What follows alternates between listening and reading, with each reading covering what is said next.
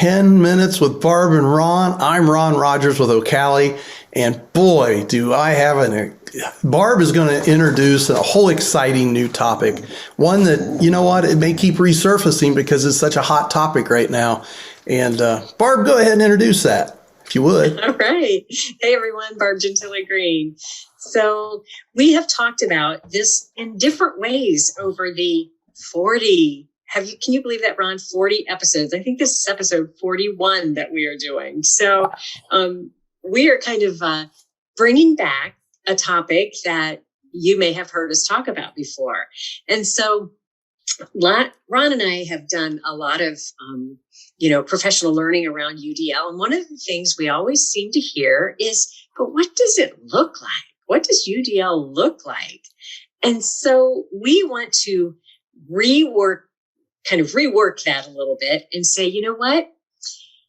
Let's talk about what UDL thinking is like. Because, and I always give this example, Ron, you've heard me give this example before. When somebody says, what does it look like? And I always say, I could walk into a classroom and I could see just a really fantastic learning experience going on. And it might look like UDL, but until we can hear what the teacher was thinking about as she designed that, we're not sure if it was designed using UDL or not. And so we want to just talk in this episode about what does it mean to be a UDL thinker? What do you think, Ron? I think I better start the timer. Okay, yes. You know what? As you know, at OCALI, there was a time when my old boss and we went out and recorded folks, to show what UDL might look like in the classroom. Jeff McCormick and I spent a lot of time at different places, and especially at one of the career centers. And you know what? It just looked different, so different in each location and stuff. So I think what you're saying, Barb, is very, very, very important because we took those videos down. They're not up anymore because of what you're saying. You almost have to interview the teacher as you're kind of looking at the environment to say, why did you decide to do this? Or how did you come to this experience for students? What were you thinking about? So I'm going to put you on the spot a little bit, Ron, and let's just kind of go back and forth about when you are designing learning for, even adults, this UDL is for everything and everybody. What are some of the things you think about? Okay. The first thing I think about, and you know what? Sometimes I don't do it, and I should always do it. But the first thing I try to always think about and clarify is the goal. We have to have a clear goal. And sometimes I'll forget, and because we're just so anxious to start. And I think, you know what? We've worked together so many times. We don't need that clear goal.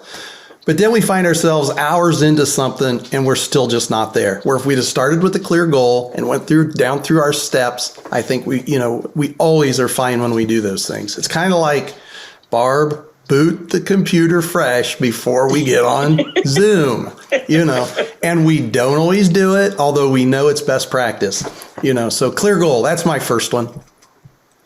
That's an excellent first one, because it's, And I think that applies to everybody. We have planned some professional learning for adults when, like you said, we would get going and then we'd be, into the session and realize, into the planning session and realize, we're not even sure what our clear goal is. And so absolutely, I think that is a great, great first step.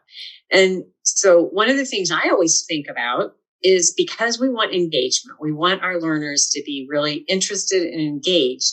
I always think, do they have enough background knowledge on this topic or on an associated topic that they can make some connections to? So I'm always thinking about what are some things that I could either give them ahead of time or have a mini discussion about or show a video clip to provide that background knowledge to get them to have something to connect the new learning to, right? Because we know that our brain is always seeking to connect something that we already have in our brain. So thinking about the background knowledge of my learners is one of the things that I always think about.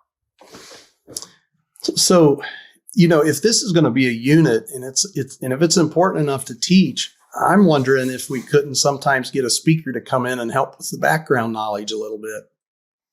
If they could kind of vouch for why they needed that later in life when they learned it back in high school for their career. I think that's a pretty nice linkage, of course, for that. One of the other things that I always think about is the relationship piece between the students and I. And, so we've got our clear goal, but even before the clear goal, do we have a relationship that's good enough that they're always going to know that if I'm proposing something, that it's worth it, and maybe we even work on a standard statement together. Maybe we take the standard that I'm teaching and the students and I work on it a little bit so they understand it and we can move from there too and know when we've covered it well enough. I'm just throwing that one out there. No, I like that, Ron. And you're always the person that brings up relationships and reminding us of the importance of that.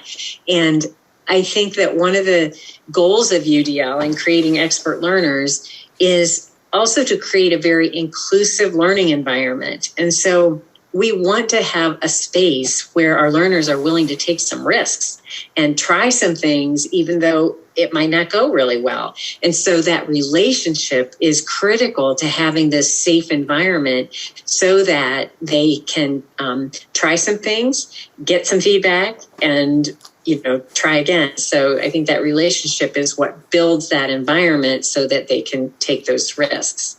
So, another thing that I think about is,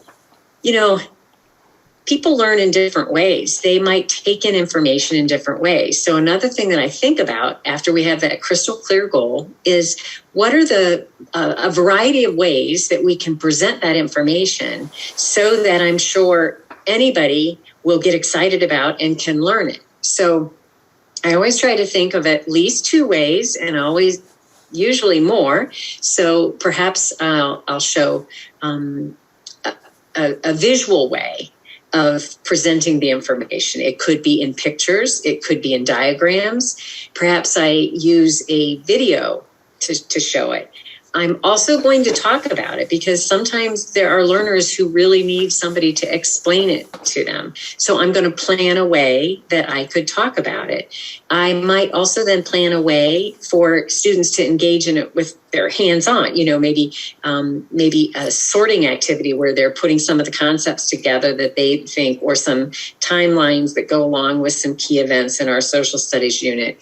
And so I might prepare all of those, but give students some choice because, maybe watching a video doesn't help me. So maybe I would start my lesson by going over that clear goal and saying, okay, you know what, here's 3 different ways that you can learn about this. You can watch this video and get in a small group and discuss it. You can read this text and just learn it independently if you would like, and then come and talk to me about it. You can do this hands-on activity that I have. And so again, that multiple means of representation, how we teach it, but then giving learners choice. I always think about how can I give them choice in how they engage in that learning.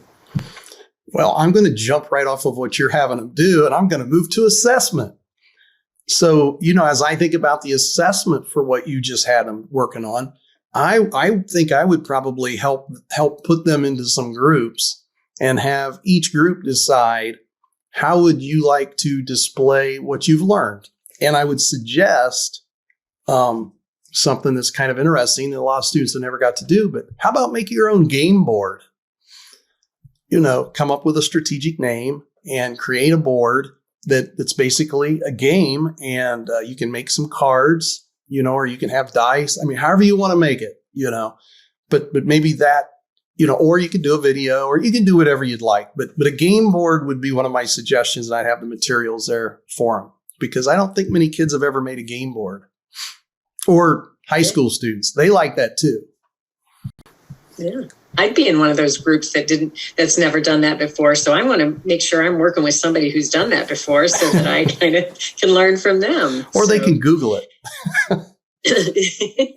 In my class, you're allowed to Google. Right. An expert learner knows how to use their resources, and that's including that cell phone in their hand. So that's right. So you know what, Barb, with that said, I'm going to be out, but you can bring us to a conclusion since it was your topic.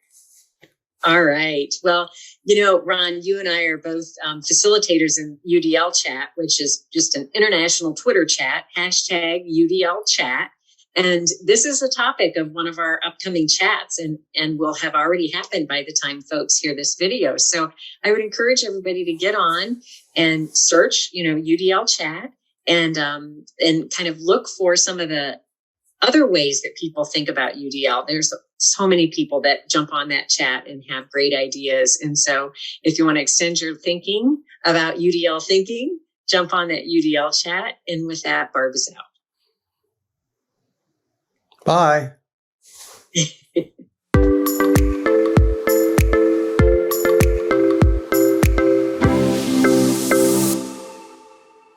YouTube, please subscribe.